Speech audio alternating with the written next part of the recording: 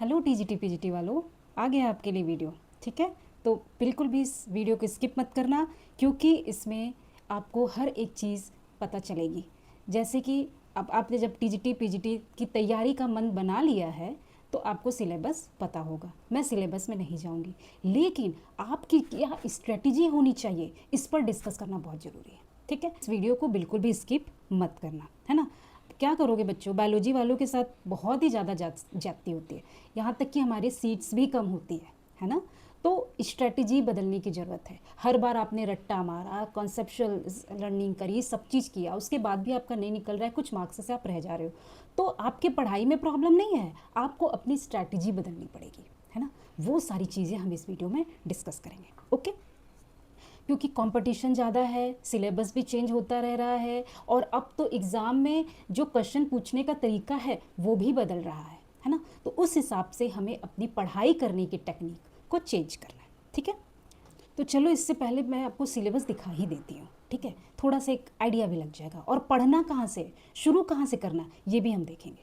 तो आपको पता है 2 टाइप से होता है, बॉटनी और जूलॉजी, है ना। तो बॉटनी में क्या क्या पढ़ना है, plant diversity, angiosperm, plant physiology, ये आपका नया सिलेबस है जो रिवाइज्ड होके आया है। ठीक है, और फिर क्या पढ़ना है हमें, माइक्रोबायोलॉजी। ठीक है, फिर उसके बाद इकोनॉमिक बॉटनी, प्लांट पैथोलॉजी, ठीक है, इकोलॉजी एंड इन्वायरमेंट।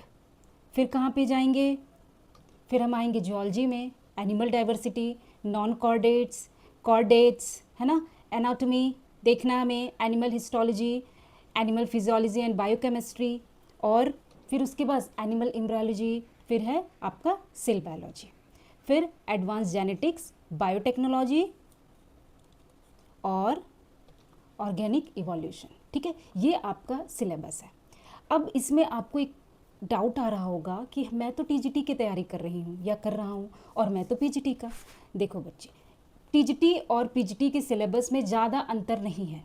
ठीक है, थोड़ा सा डीप हो जाता है पीजीटी, लेकिन अगर आप पीजीटी की तैयारी करोगे ये मानकर लेवल जो पीजीटी का होगा, तो उसमें आपका टीजीटी आराम से क्या होगा, अंडरस्टैंडिंग हो जाएगा, उसमें कुछ प्रॉब्लम नहीं होगा। अब जैसे कि अब मान लो आप तैयारी कर रहे हो प्रिपेयर एट पीजी लेवल पे, ठीक है, पीजीटी लेवल पर। ठीक है, तो आपका टीजीटी फ्री में ही प्रिपेयर हो जाएगा। क्यों, क्योंकि अगर आप टीजीटी पीजीटी लेवल पर तैयारी करोगे तो टीजीटी अपने आप हो जाएगा। ठीक है, लेकिन अब आप सोचोगे कि पहले टीजीटी की तैयारी कर लेते हैं फिर पीजीटी की तैयारी कर लेते हैं, तो क्या होगा, कन्फ्यूज़न होगा, प्लस आपको और ज़्यादा टाइम लगने वाला है इस प्रोसेस में। तो हम क्या इस चीज़ को गोल बना के चलेंगे, हम पीजीटी लेवल पे तैयारी करेंगे, टीजीटी अपने आप हो जाएगा। तो अपना गोल क्या होगा, अब आप पूरा बुक्स खरीद लेते हो, सारी चीज़ें आप पढ़ के रट्टा मार के चले जाते हो, लेकिन आप सबसे इम्पॉर्टेंट और बेसिक चीज़ तो भूल जाते हो, उसको आप देखते तक नहीं हो, और वो आपका क्या है बच्चे, NCERT। वो है स्टूडेंट आपका NCERT। NCERT आपने इग्नोर किया तो आप ये मानो कि आपका बेसिक क्या है, हो जाएगा ख़त्म। क्यों, क्योंकि NCERT से क्वेश्चंस भी बनते हैं, और NCERT करने के बाद आपको एटलीस्ट 80%, ये मैं नहीं कहूँगी कि आपका 80% सिलेबस तैयार हो जाता है, जी नहीं, इससे ब्रॉड है हमारा सिलेबस, लेकिन आपका 80% नींव मजबूत हो जाएगा। नींव जब मजबूत हो जाएगा तो अपने आप सारी चीज़ें हो जाएंगी। ठीक है, तो अब हम सेट करेंगे अपना गोल कि हमें तैयारी कैसे करनी है, गोल क्या है हमारा। तो पहले हम शुरू करेंगे NCERT के 11th और 12th से। ठीक है, इसमें बहुत सारे चैप्टर्स हैं, अभी मैं आगे आपको दिखाऊंगी, यहाँ से हम शुरू करेंगे। फिर हम घुसेंगे डीप नॉलेज में, साथ ही साथ हम अपना कॉन्सेप्ट लर्निंग करते रहेंगे, इसमें कोई वो नहीं है।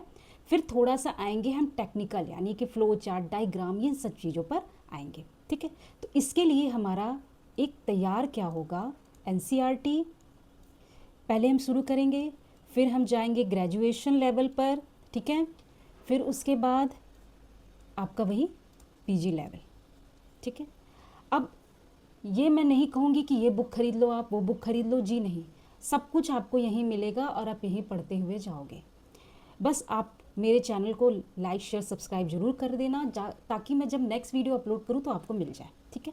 सेकंड क्या चीज़ हम शुरू करेंगे, कॉन्सेप्ट प्लस बिल्डिंग।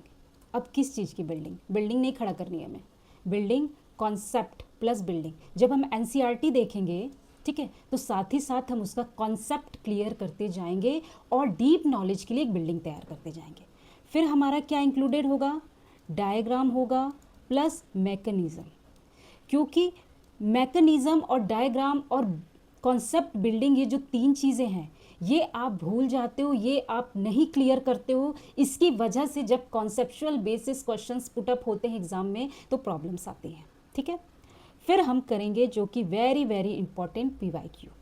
पीवाईक्यू का एनालिसिस बहुत ज़्यादा ज़रूरी है, वेरी इंपॉर्टेंट, ठीक है।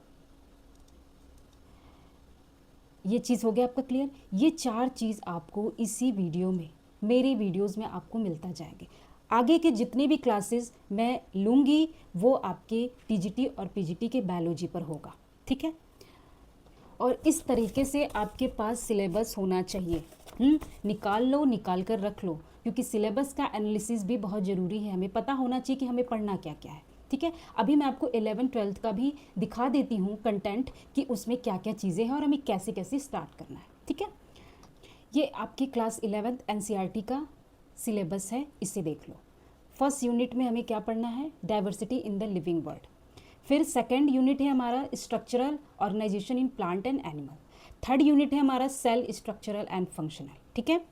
और फिर है plant physiology and human physiology. तो हम यहाँ से अपना शुरू करेंगे, लेकिन एक चीज़ है इसमें कि शुरू करूँगी मैं सेल से। हम पहले सेल को कंप्लीट कॉन्सेप्ट समझेंगे, उसके बाद हम आगे बढ़ेंगे, क्योंकि ये आपका क्या है, बेसिक है। तो सेल से मैं स्टार्ट करूँगी। तो पहले देखेंगे हम, ताकि आपको नोटिफिकेशन मिले मेरे नेक्स्ट क्लास का। Okay, thank you so much.